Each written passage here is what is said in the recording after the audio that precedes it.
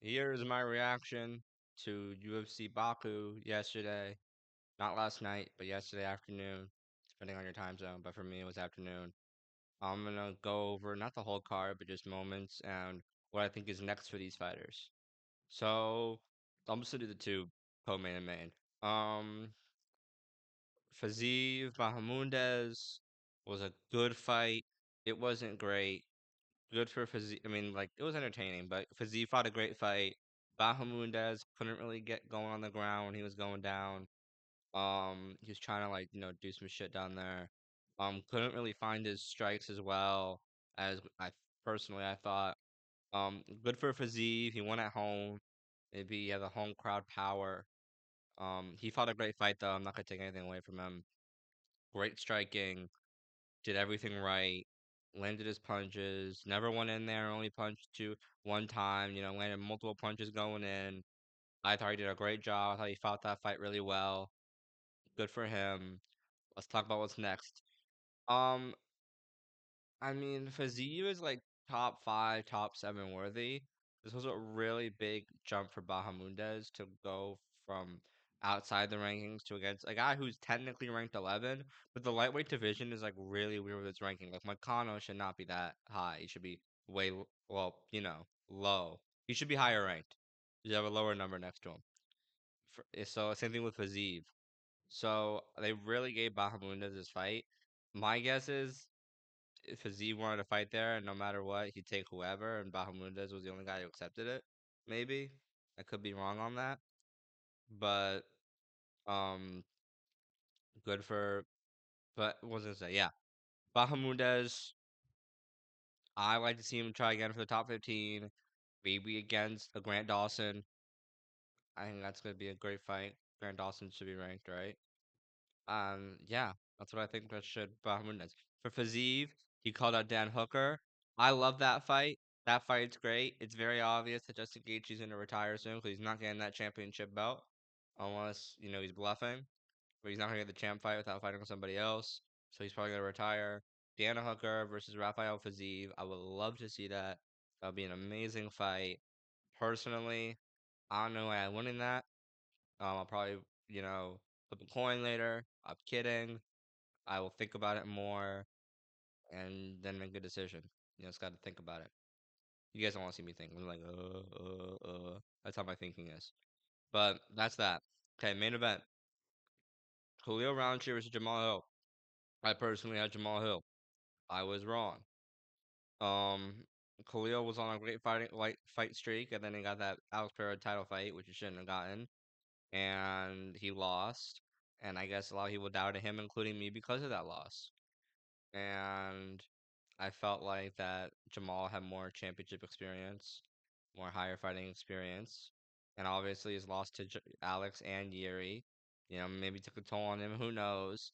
Personally, I don't want to say that people are off their game. I don't believe in that. I believe the better fighter won always. I don't believe Jamal Hill of yesterday is worse than Jamal Hill of today. I don't think he had a bad night. I think it takes a lot of skill to be a fighter, and skill is what determines a good fighter. So Khalil Roundtree fought an amazing game plan. Stayed outside. He didn't really clash with them. Batted those legs. Sound like Joe Rogan here, but it is true. That's how the fight was really decided. Knocked down Jamal. I had it 50-45 Khalil. I didn't think Jamal won a single round. Um, Jamal was shocked about that, by the way, which I find really crazy. But so let's talk about the fight in general. Which we're doing anyways. I don't know. I mean Jamal Hill. What's next for Jamal Hill after that performance? I'm surprised he didn't. I'm not surprised he didn't retire, but I don't know what to do with him. I think you give him quite literally like a really shitty fight. I think you give him either A, a good fight in Dominic Reyes, or B, someone in the 10 to 15. Because this is like bad. He's on a 3-fight losing streak. I feel like you gotta not give him a lob, but you gotta give him a lower ranked guy. A guy in the, 8 to 15 range. Maybe 8 to 12 range. Um, I wonder what Dominic Reyes is ranked. I know Nikita Krylov already has a fight book, but I would have said Nikita Krylov. but that makes no sense. Why would I say Dominic Reyes and Nikita Krylov? You know, you can't have both. But anyways, for Khalil, um, I don't know what's up with Yuri Prohaska. He's doing studies abroad. What is I don't I mean school year ended. I don't know if he has summer classes, but where is Yuri in all this? I don't know. If I had to assume, Yuri is probably gonna be back in the fall or late fall.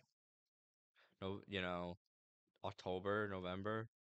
But I want to see versus Magomed for. We don't have a September pay-per-view, so the UFC's in a lot of trouble here.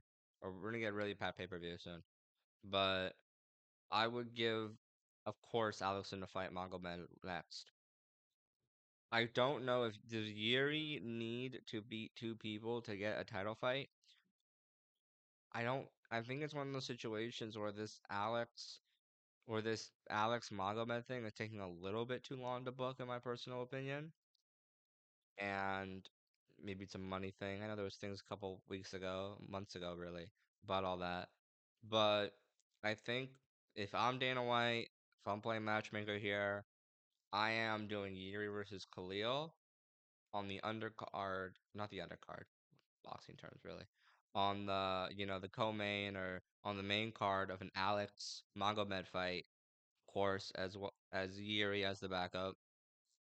Um, that's what I'm doing. I don't know what you do with Dominic Reyes in this situation. Let's not forget about Dominic Reyes. Dominic Reyes is on a killer run, and I think you give again Dominic Reyes should get Jamal Hill, and I have Dominic Reyes winning that fight. Dominic Reyes beating everybody because Dominic Reyes, he's awesome, and I'm coping. But you know, but who would I have in a Yuri Khalil fight? I think Yuri. Again, I know. Hey Jake, you just doubted Khalil. What happens if you lose again? I don't know. I think Yuri has a kryptonite of Alex Pereira, but I think he's good against everybody else. He's a great fighter, and so is Khalil. But they both fight great game plans. I'm shocked. I don't know what Jamal's coaches were telling him. I mean, no offense to Jamal Hill. I never been in the ring, but there's something. Oh, that's really sarcastic. If I say there's something called adjustments, but I'm not gonna do that. But I am gonna do that. But I'm gonna say it in a nicer way. There, are tactics to winning a fight in a five-rounder, especially in which you're seeing what's not working and what is working. And that's up to you and your coaches to decide what change to make or to make a change at all. Personally, if I was your coach, I would recommend a change after round two or three because obviously it wasn't working. I would have really just protected the legs. I know you were leg kicking back. That was great.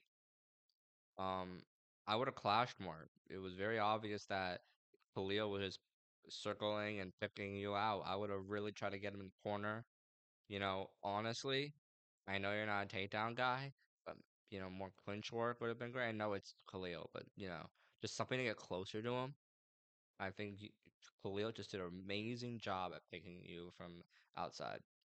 And congratulations to Khalil Roundtree. I mean, how could I not say congratulations to him? That was a great fight. He fought amazing. He's a real good fighter. He's champion material. And he lost to Alex, but that's okay. Everyone loses to Alex except for Magomed. But do you really want to fight like Magomed? I don't think so. My hair's mine. But anyways, that's what I would do if I was matchmaker. That's my reaction to the fights. That one guy that oh my god, how am I forgetting his name? Naimov?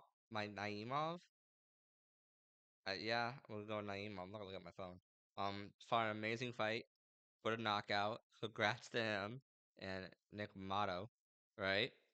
That was a great fight. Rest of the card was a little boring. That one guy who need the Iron Turtle, legally and thought he won. That was pretty funny. I don't remember the last time I saw a 2-point doc. I think it would be the John Jones Anthony Smith fight. Yeah, it would have to be that fight. Unless I'm wrong. I'm not an encyclopedia. I say I am, but I'm not. I am. But thank you guys for watching. I really appreciate it. It's always nice, always fun. Um, do video tomorrow. I don't know what it'll be about yet, but I'll figure it out. I always do. Peace out.